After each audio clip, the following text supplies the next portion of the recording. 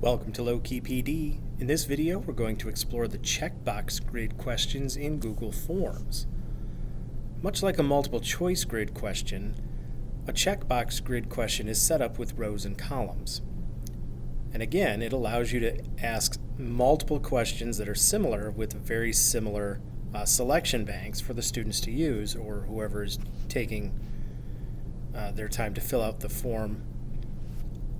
But with the checkbox grid, remember the difference between a multiple choice and a checkbox question. With a multiple choice question, the expectation is you're only going to be allowed to choose one response from the responses provided.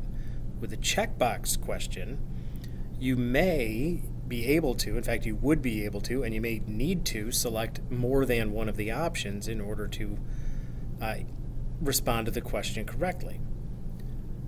So notice on the right-hand side under columns, it's no longer circles, it's squares. So the expectation is the user may select more than one in each row. Notice down here it says require a response in each row. What that will mean is for every single row in this checkbox grid, the user must select at least one of the options. Now in this question, I'm going to turn that off because in this question, one of my rows doesn't get matched with any column, and I want to make sure that students can answer that question correctly. If you go to more options, you can set limit to one response per column, and you can shuffle the order as well. So let's take a look at what this question will look like on the actual form.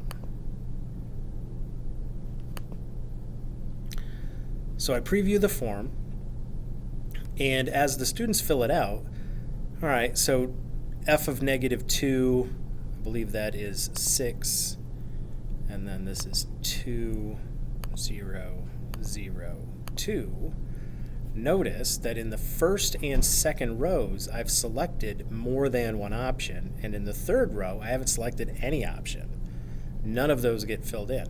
One of the interesting things about questions like this is when the student has to fill out either a multiple choice grid or a checkbox grid, especially with checkbox grids or other checkbox questions, the student is forced to make a decision about each of the options. So it really eliminates the benefit to guessing. Like on a multiple choice question, yeah, you can guess, and if you get it right, you get it right. But with a checkbox question, you have to take the time to analyze each of the choices to make sure that choice isn't also part of the correct response. And so it forces the student to engage with all of the answer choices and then make a determination about each one, which increases the cognitive demand on that student. It's a better test question.